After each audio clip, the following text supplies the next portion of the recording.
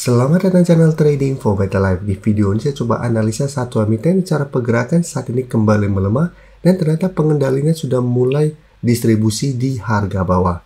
Bagaimana potensi saham di kedepannya? Yuk kita coba pelajari analisanya di video ini. Semoga analisa diberikan ini bisa bermanfaat dan membantu teman-teman dalam mengambil keputusan. Untuk teman-teman belum subscribe channel ini, bisa tekan tombol subscribe agar tidak ketinggalan informasi dan analisa saham terbaru yang diupload setiap harinya. Di video ini saya coba analisa saham WRG. Bisa kita lihat secara teknikal sebenarnya dalam satu bulan terakhir ini masih sideways. Dengan resisten terdekat ada di angka 90 dan resisten MA50 di sekitar angka 92. Sedangkan support terdekat saat ini di angka 80. Jadi sebelumnya 80 beberapa kali menahan penurunan dari saham WRG, sempat break 80 menyentuh sekitar 70. Satu bisa kita berhasil bangkit dan sempat mendekati garis MA50. Setelah gagal break 90, WRG saat ini kembali melemah. Dan kalau pemberitaan ternyata pengendalinya mulai buang di harga bawah. Dengan jumlah sekitar 72 juta lembar saham. Dan bisa kita baca pemberitaan ini bahwa harga penjualan di sekitar 83 sampai 86 pada tanggal 15 Mei. Jadi bisa kita lihat di sekitar resisten ini. Pada saat bergerak naik tanggal 15 mencoba break 90 sudah gagal, mulai ada penjualan di sekitar harga tersebut dan saat ini mulai melemah. Dan bisa kita perhatikan broker summary saham WRG. Bisa kita lihat asing memang terpantau masih terus masuk. Tapi terpantau di sini ini ada distribusi. Jadi usaha WRG menurut saya tetap harus hati-hati. Pengendalinya saja sudah take profit di sekitar 82 sampai 86. Dan saat ini mulai melemah dan mulai ada distribusi. Sehingga saya lihat masih ada potensi WRG untuk kembali melemah menuju 80.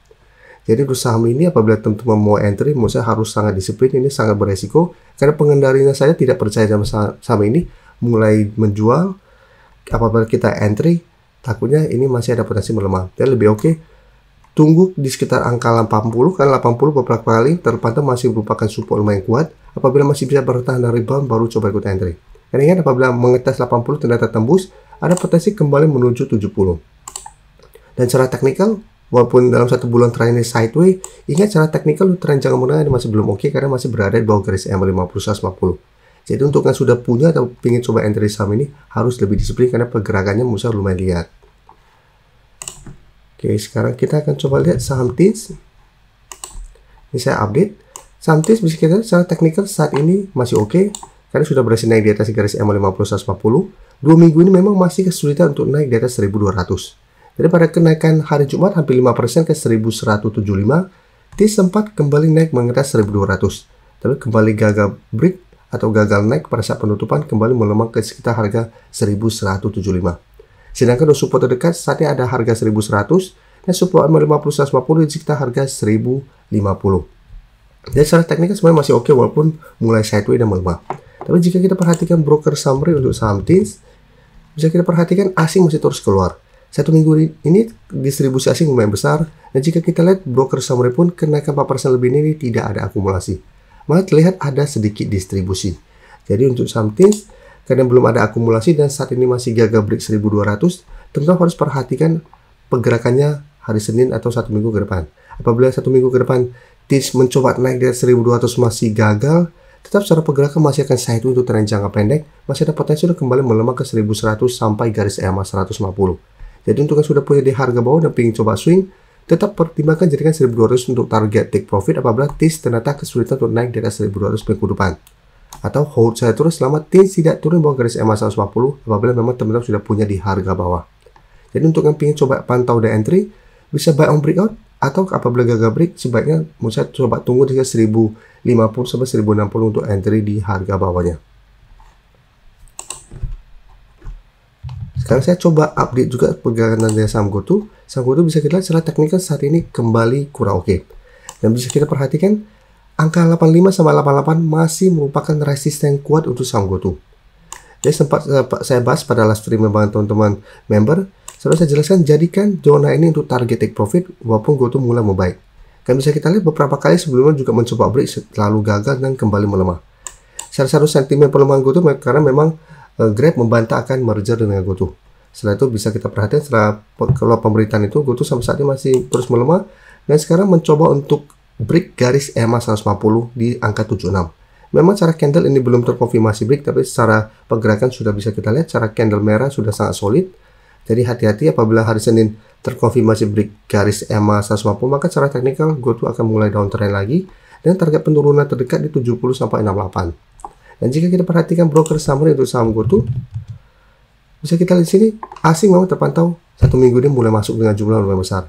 Tapi di broker summary terpantau ini masih ada distribusi. Jadi untuk saham GoTo, saya lihat masih ada potensi untuk kembali turun minimal ke angka 70.